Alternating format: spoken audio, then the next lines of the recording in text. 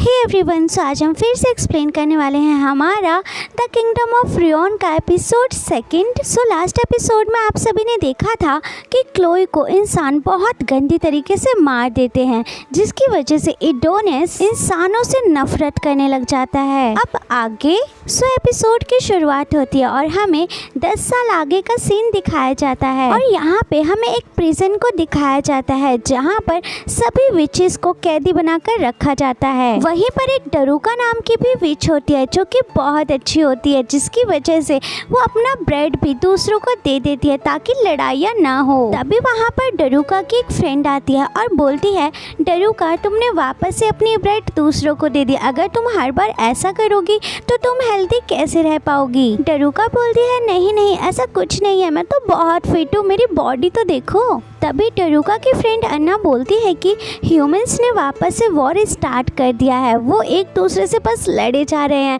बस ये दिखाने के लिए कि उनकी टेक्नोलॉजी बहुत अच्छी है। और मुझे लगता है कि ये लोग जब तक शांत नहीं बैठेंगे जब तक यहाँ पर विचेस की जाति पूरी तरीके से ख़त्म नहीं हो जाती। और फिर रोने लग जाती है और बोलती है, मैं बिल्कुल नहीं चाहती कि हम लोग इस तरीके से ख़त्म हो। डरूका अन्ना को हंसाने के लिए कुछ टॉस लेती है और एक छोटा सा रोल प्ले करती है। ये सब देखकर अन्ना काफी खुश हो जाती है और हंसने लगती है। तभी हम सभी देखते हैं कि वहाँ पर कुछ लोग आ जाते हैं कैदी नंबर 218 को लेने के लिए। तभी कुछ विचेस आपस में बात करने लग जाते हैं कि इससे पहले जो भी लड़की गई थी वो अब तक नहीं आई है, पता नहीं उनके साथ ऐसा क्या हुआ है। तभी डरूका नोटिस करती है कि उसकी दोस्त अन्ना का नंबर 218 है, जिसकी वजह से डरूका अपने दोस्त को बचाने के लिए उसका नंबर ले लेती है और उन लोगों से बोलती है कि मैं हूँ 218। फिर वो सभी लोग डरूका से बोलते हैं, ठीक है हमारे साथ चलो, और वो सभी डरूका को इंचार्ज के पास ले जाते हैं। वो इंचार्ज बोलते हैं, तुम्हारी एज और तुम्हारे लुक्स बिल्कुल परफेक्ट है, अब मुझे तुम्हारी बॉडी चेक करनी है, तो तुम जल्दी से अपने कपड़े उतारो। जिसकी वजह से डरूका बहुत शॉक्ड हो जाती है। वो इंचार्ज बोलती है कि आखिर तुम इतना शॉक्ड क्यों हो रही हो, दरअसल इस जगह को चलाने के लिए बहुत सारे पैसे की जरूरत होती है, इसीलिए हमें टैक्स के रूप में लॉर्ड्स को तुमको देना पड़ता है। तभी डरूका नोटिस करते हैं कि वहाँ पर कुछ विचेस थे जिनकी हालत बहुत खराब थी, जिनको देखकर डरूका काफी डर जाती है। तभी वो इंचार्ज बोलती है, दरअसल हमने गियर एक्सपेंशन का यूज करा था, जिसकी मदद से इंसानों को आगे बढ़ने में मदद मिली है और हमने ये सब विचेस को हराने के लिए किया था। तभी वो डरूका के साथ फोटो खींचने लगती है। इसी का फायदा उठाते हुए डरूका इंचार्ज के हाथ पर मारकर उसका फोन लेकर भाग जाती है। इसके बाद हम सभी देखते हैं कि डरूका उसका फोन खोलने की कोशिश करती है, बट वो फोन नहीं खुलता क्योंकि उस पर वॉइस लॉक लगा रहता है। इसके बाद डरूका अपनी काफी सारी वॉइस को चेंज कर लॉक खोलने की कोशिश करती है और लास्ट में वो इंचार्ज की तरह ही एक्टिंग करती है और वॉइस करती है, जिसकी वजह से वो लॉक खुल जाता है। तभी डरूका उस फोन का यूज करके सभी जेल को अनलॉक कर देती है और सभी विचेस को आजाद कर देती है और चिल्लाते हुए बोलती है, दरवाजा ओपन हो गया, जल्दी से यहाँ से भागो।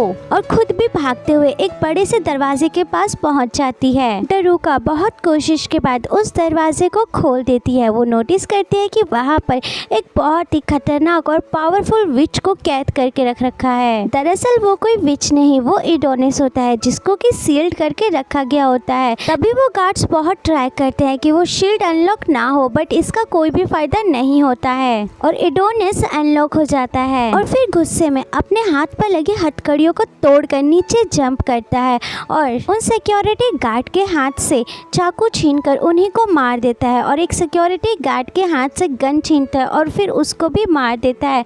फिर वो डरूका के पास जाता है और गन को उसके सर पर तान देता है, बट हम देखते हैं कि वो डरूका को नहीं मारता बल्कि उसके हाथ पर लगी हथकड़ियों को तोड़ देता है और फिर वो वहाँ से चला जाता है। खैर इसके बाद हमें नेक्स्ट सीन दिखाया जाता है जो कि एम्पायर का सीन होता है, जहाँ पर एम्पायर का हेड एक लड़के से बोलता है कि तुम उसको मारने के लिए 5 क्लास की गन का यूज करो। वो बोलता है ठीक है मैं कर लूंगा, बट उसका बिहेवियर थोड़ा सा चेंज होता है, जिसकी वजह से उसकी सिस्टर गुस्सा हो जाती है और बोलती है जो तुमसे बोला गया बस तुम वो करो। वो बोलता है मैं समझ गया, लेकिन तुम ऐसा बिहेव मत करो जैसे कि मैं एक छोटा सा बच्चा हूँ, मुझे सब समझ में आता है। उसकी सिस्टर बोलती है ये मुझे अकेले में मिले, फिर देखो मैं इसको कितना मारती हूँ। खैर इसके बाद हमें बताया जाता है कि ये एग्जीक्यूटिव एक ह्यूमन साइड स्वॉर्ब है। खैर इसके बाद हमें वापस से नेक्स्ट सीन दिखाया जाता है जहाँ पर वही जेल इंचार्ज देखता है कि एडोनिस अपना मैजिक टूल भी लेकर वहाँ से जा चुका है, जिसकी वजह से वो काफी शॉक्ड होता है। इसके बाद हमें एडोनिस को दिखाया जाता है जो कि एक बिल्डिंग पर बैठा होता है और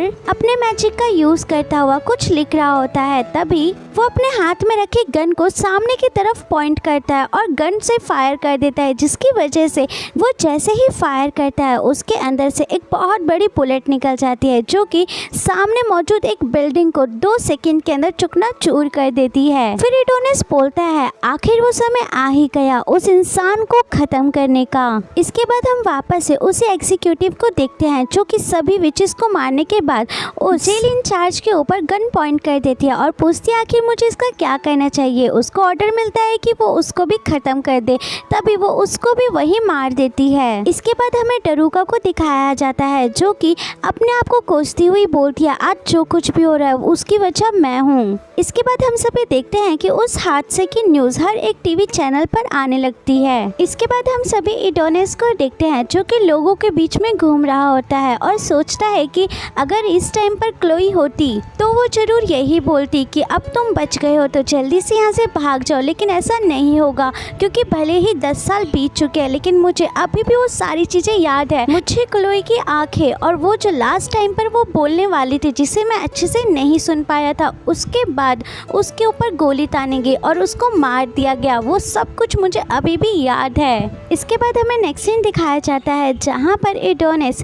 आई लव यू टू बोलता है और अपने मैजिक का यूज करता है, जिसकी वजह से वहाँ एक बहुत बड़ा पत्थर का मॉन्स्टर समन हो जाता है जो कि एडोनिस के कहने पर वहाँ पर तबाही मचाना स्टार्ट कर देता है। वहाँ मौजूद सभी लोग इधर उधर भागने लग जाते हैं और पुलिस में इस बात के इन्फॉर्म कर देते हैं। पुलिस वालों को कुछ भी समझ नहीं आता। तभी वहाँ पर एक कार पुलिस स्टेशन के अंदर आ जाती है। एक पुलिस ऑफिसर बाहर चेक करने के लिए जाता है कि आखिर बाहर चल कर आए। तभी वो मॉन्स्टर को बाहर देख लेता है, जिसको देखकर वो काफी शॉक्ड हो जाता है और बोलता है लगता है इस दुनिया का अंत काफी नजदीक है। खैर हमें वापस से एडोनिस को दिखाया जाता है जो कि जाइंट मॉन्स्टर का यूज करते हुए वहाँ पर मौजूद सभी लोगों को मारने लग जाता है और बहुत गंदी तबाही मचाता है। फिर इसके बाद हमें एम्पायर का सीन दिखाया जाता है जहाँ पर यामातो अपने लोगों से बोलता है इस बात की खबर एम्पायर तक पहुँचा दी जाए। तभी उनके आदमी बोलते हैं कि इस बात की खबर पहुँचा दी गई थी लेकिन क्वीन ने इसको ब्लॉक कर दिया, ये बोलते हुए कि एम्पायर की तबीयत बहुत खराब है इसीलिए हम उनको कुछ भी नहीं बता सकते। यामातो बोलता है ठीक है, अब मैं इसको अपने पावर के साथ ही हैंडल करूंगा और फिर एयरफोर्स और बाकी हथियारों के साथ लोगों को उसको मारने के लिए भेज देता है। तभी यूकी यामातो को बताती है कि हमें इन्फॉर्मेशन मिली है कि जिस लड़के को कैद किया गया था वो अपने हथियार के साथ वहाँ से फरार है। यामातो अपने साथियों से बोलता है कि मैजिक को सरपास करने वाला डिवाइस कहाँ रखा है। उसके साथी बोलते हैं कि उसको अंडरग्राउंड रखा गया है लेकिन हमें डाउट है कि 10 साल बीत चुके हैं, क्या वो अभी भी सही से काम करता होगा। यामातो यूकी को इस बात की जिम्मेदारी देकर वहाँ से चला जाता है। इसके बाद हम नेक्स्ट सीन देखते हैं जहाँ पर बहुत सारे आर्मी टैंक्स आ जाते हैं जो कि उस जाइंट मॉन्स्टर पर हमला करते हैं, बट उन आर्मी टैंक्स का कोई भी फायदा नहीं होता। फिर एडोनिस अपने जाइंट की मदद से एक बिल्डिंग को तोड़ देता है, जिसकी वजह से वो बिल्डिंग उन टैंक्स के ऊपर जाकर गिर जाती है और सारे टैंक्स खराब हो जाते हैं। इसके बाद हम सभी को दिखाया जाता है कि एडोनिस 10 साल अपना बस टाइम वेस्ट नहीं कर रहा था, वो कैद होने के बावजूद भी अपने मन में एक रिसर्च कर रहा था जिससे कि वो पूरे इंसानों को खत्म कर सके, क्योंकि वो विच नहीं था, जिसकी वजह से उसको हिडन मैजिक सीखने के लिए मैजिक सिस्टम को मैथमेटिक मैजिक में कन्वर्ट करना पड़ेगा।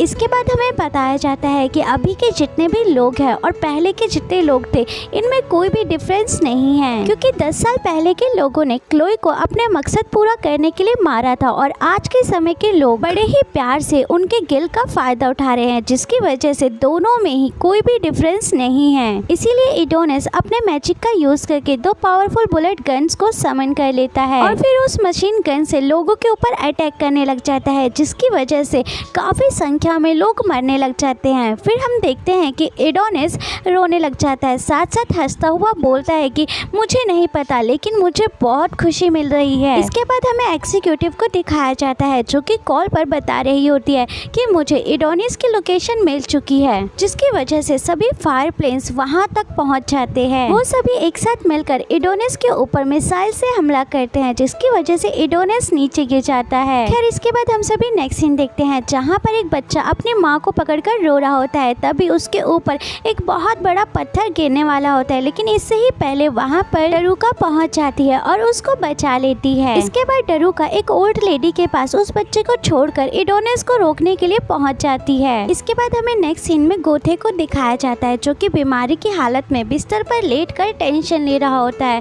तभी क्वीन बोलती है, तुम इतना टेंशन मत लो, एम्पायर हमेशा खड़ा रहेगा। गोथे बोलता है, हाँ मैं जानता हूँ, क्योंकि उसको तुम चला रही हो। तभी गोथे को खांसी के साथ मुंह से ब्लड निकलता है। दरअसल गोथे को एक ऐसी बीमारी हो रखी होती है जो कि कभी भी ठीक नहीं हो सकती। तभी गोथे गॉड से बोलता है कि क्या आप मुझे इस बात की सजा दे रहे हैं कि मैंने इतने सारे विचेस को मार डाला और अपने पड़ोसी देश को जला डाला, लेकिन मुझे इस बात का बिल्कुल पछतावा नहीं है, क्योंकि इसी के जरिए ही एक न्यू टेक्नोलॉजी सामने आ सकती है और इंसानों को आगे ले जा सकती है, क्योंकि इंसानों को मैजिक की जरूरत बिल्कुल भी नहीं है। खैर इसके बाद हमें वापस से एडोनिस को दिखाया जाता है, जो कि उन सभी लोगों को मार डालता है जो कि उसके ऊपर हमला कर रहे थे, और एक सोल्जर का गला पकड़ रखा होता है। तभी वो सोल्जर बोलता है कि 10 साल पहले हम उस विच के साथ भी तुमको भी मार देना चाहिए था। एडोनिस बोलता है, हाँ तुमने सही कहा, तुम्हें मेरे को उसी टाइम पर मार देना चाहिए था, लेकिन अब मैं तुमको नहीं छोड़ूंगा।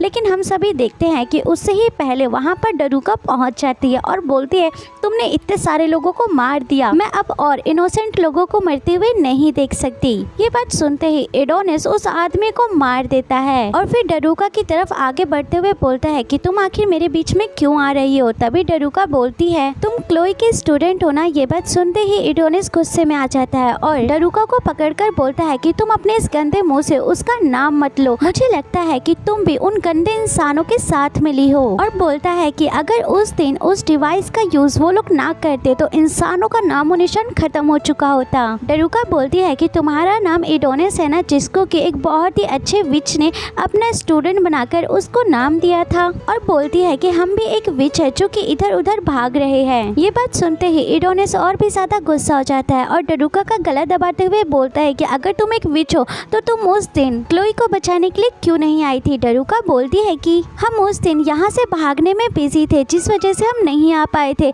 लेकिन तुम टेंशन मत लो, अभी भी क्लोई जिंदा हो सकती है। जिसकी वजह से एडोनिस और भी ज्यादा गुस्सा हो जाता है और उसको नीचे फेंक देता है और बोलता है, मैं क्लोई की और भी ज्यादा बेइज्जती होते हुए नहीं देख सकता। और फिर अपने मैजिक का यूज कर एक तलवार को समन कर लेता है और उसके गले पर रख देता है। बट डरूका बहुत उसको समझाने की कोशिश करती है कि क्लोई अभी भी जिंदा हो सकती है, बट एडोनिस सुनने को राजी नहीं होता है। डरूका बोलती है, ठीक है, अगर तुम मुझे मारना चाहते हो तो मार सकते हो। तभी उसको क्लोई की झलक डरूका के अंदर दिखती है, जिसकी वजह से वो रुक जाता है और रोता हुआ नीचे बैठ जाता है और बोलता है, क्या सच में मैं क्लोई को वापस जिंदा कर सकता हूँ। डरूका बोलती है, हाँ तुमने सही कहा, और उसकी तरफ अपना हाथ आगे बढ़ाती है और बोलती है, तुम रो मत, अब मैं तुम्हारे साथ हूँ, हम दोनों मिलकर क्लोई को जिंदा करेंगे। लेकिन तभी हम सभी देखते हैं कि एक ही पल में डरूका के ऊपर गोली चलती है और वो वहीं पर एडोनिस के सामने मर जाती है, और ये गोली उसी एग्जीक्यूटिव ने चलाई होती है। और इसी के साथ हम सभी देखते हैं कि एडोनिस की आखिरी होप क्लोई को जिंदा करने की, वो भी इसी के साथ खत्म हो जाती है। सो दोस्तों, यहीं पर हमारा ये एपिसोड खत्म होता है। हमें कमेंट में ज़रूर बताना आप सभी को ये एपिसोड कैसा लगा, और साथ ही वीडियो पसंद आई हो तो वीडियो को लाइक करके चैनल को सब्सक्राइब करके बेल नोटिफिकेशन को प्रेस याद से कर लेना। सो इसी के साथ चलते हैं और मिलते हैं अपनी नेक्स्ट वीडियो में। तब तक के लिए tata bye bye and take care and be safe guys.